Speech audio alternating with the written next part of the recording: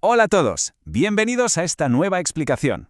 Hoy vamos a desentrañar una historia profundamente humana que está justo en el centro de un interesantísimo y complejo debate legal en Colombia.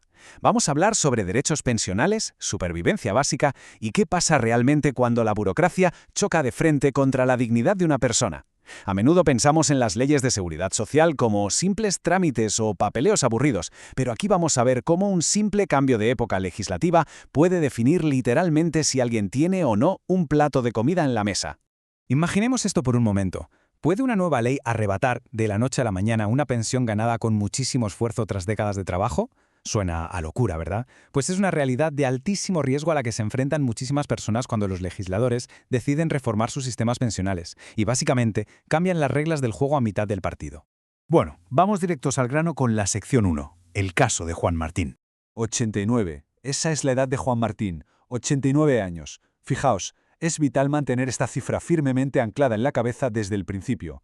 Al hablar de leyes, artículos y sentencias, no podemos olvidar ni por un segundo que quien está detrás de este enorme litigio es una persona en la etapa final de su vida, enfrentándose a un gigante administrativo desde una posición de extrema vulnerabilidad. Para entender por qué este debate importa tantísimo y por qué el caso escaló hasta la máxima instancia judicial, hay que mirar la durísima realidad del día a día de Juan. Las valoraciones médicas oficiales le certificaron una pérdida de capacidad laboral de nada menos que el 72,84%. Hablamos de patologías graves, artrosis severa en ambas rodillas que le impide caminar sin dolor, pérdida de audición, cataratas y diabetes. ¿Y cómo sobrevive? Pues con un pequeño subsidio gubernamental de apenas 230.000 pesos colombianos mensuales, y dependiendo por completo de la caridad de sus vecinos para poder comer. Estos no son solo datos tristes en un papel, son los hechos documentados que configuran jurídicamente un caso de necesidad vital extrema. Y con este contexto, pasamos a la sección 2, el choque de leyes. Esto ilustra brillantemente la progresión del problema. Es como atravesar un auténtico campo de minas legislativo. En 1990 se aprueba el famoso Acuerdo 049 con sus reglas claras. Unos años después, en el 93, entra la Ley 100, reformando todo el sistema. Damos un salto a 2003 cuando se aprueba la Ley 860, que endurece muchísimo los requisitos para la pensión de invalidez. Y finalmente llegamos a 2015, la fecha clave en la que se hace oficial y definitiva la invalidez de Juan. Aquí está la raíz de todo el problema. El antiguo Acuerdo 049 era, digamos, bastante flexible. Exigía haber cotizado 300 semanas en cualquier momento de la vida laboral. Estaba pensado para proteger a los trabajadores históricos. Pero claro, la Ley 860, que resultó ser la norma estrictamente vigente cuando Juan fue declarado inválida, requiere haber cotizado 50 semanas, específicamente en los 3 años anteriores a la invalidez. ¿Cuál fue el drama para Juan? Que por el enorme deterioro de su cuerpo tuvo que dejar de trabajar definitivamente en 2011. Así que, aplicando la nueva y rígida ley al pie de la letra, se le denegaba la pensión automáticamente, por no tener cotizaciones recientes.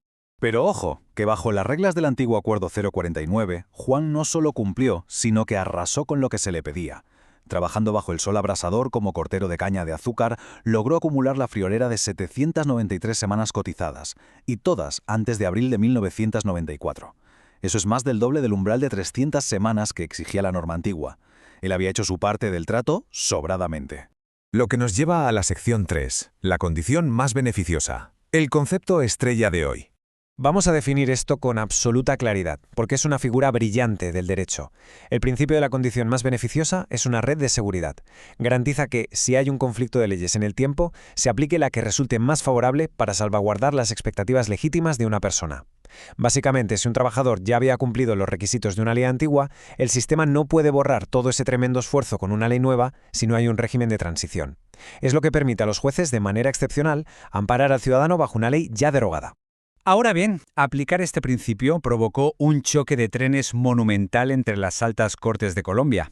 Por un lado, la Corte Suprema de Justicia mantenía una postura muy rígida. Decían que solo se puede aplicar la ley inmediatamente anterior a la vigente. Fin de la historia. Bajo ese criterio, el salto temporal de Juan era demasiado grande y se quedaba sin opciones. Pero, por otro lado, la Corte Constitucional ofrece una perspectiva mucho más garantista y flexible. Sostienen que sí, que se puede retroceder a leyes todavía más antiguas, como el valiosísimo Acuerdo 049, si el trabajador forjó una expectativa legítima y está en una situación de probada vulnerabilidad. Y lo realmente interesante aquí es que la Corte Constitucional decidió intervenir con muchísima fuerza a través de la sentencia T001, Esto no fue un simple trámite de oficina, fue un auténtico golpe en la mesa para zanjar esta disputa interpretativa entre tribunales, dejando clarísimo que la protección de los derechos fundamentales siempre debe primar sobre el formalismo y la rigidez de las fechas. Veamos cómo se aplica esto en la práctica en la sección 4. Requisitos para la protección. La Corte no regala este beneficio, establece un test de 4 pasos muy riguroso. Paso 1. La invalidez tiene que haberse estructurado bajo la nueva ley. Efectivamente, Juan fue declarado inválido oficialmente en 2015. Paso 2. Imposibilidad clara de cumplir con las semanas de la ley nueva. Juan carecía de esas 50 semanas recientes por su mala salud. Paso 3. Cumplimiento holgado de la ley antigua. Con 793 semanas, Juan destrozó el requisito original de 300 del Acuerdo 049. Y el paso 4, el que funciona como la llave maestra, demostrar de forma indudable una situación de vulnerabilidad extrema en el presente. Y esto conecta directamente con nuestro último punto, la sección 5, justicia para los vulnerables. El punto crucial es el siguiente. La vulnerabilidad de Juan Martín es innegable. Sus 89 años de fragilidad ya lo convierten en un sujeto de especial protección. Sumadle a esto una salud precaria. Sufre dolores de columna tan fuertes que le recetan inyecciones cada 3 días. Pero claro, no puede permitirse los 15.000 pesos que cuesta cada unidad. Y económicamente es la desesperación total. Paga 130.000 pesos mensuales por alquilar una habitación, devorando más de la mitad de su único y minúsculo subsidio, sin recibir ni un céntimo de pensión. Es un panorama de miseria absoluta que obliga al sistema a garantizar la dignidad humana por encima de cualquier obstáculo procedimental. Al final, la Corte Constitucional falló a favor de Juan. Y es importantísimo escuchar cómo lo fundamentaron. Cito textualmente. La falta de reconocimiento de la pensión de invalidez ha tenido un impacto directo en la satisfacción de las necesidades esenciales de Juan Martín. Ante esta tremenda gravedad, la Corte revocó sin contemplaciones las sentencias de los tribunales inferiores que le habían dado la espalda. Ordenaron reconocer su derecho de forma inmediata, aplicando con toda su fuerza aquel viejo Acuerdo 049, para rescatar, por fin, su derecho a una vejez digna. Para cerrar esta explicación, quiero plantear una pregunta provocadora para reflexionar un poco.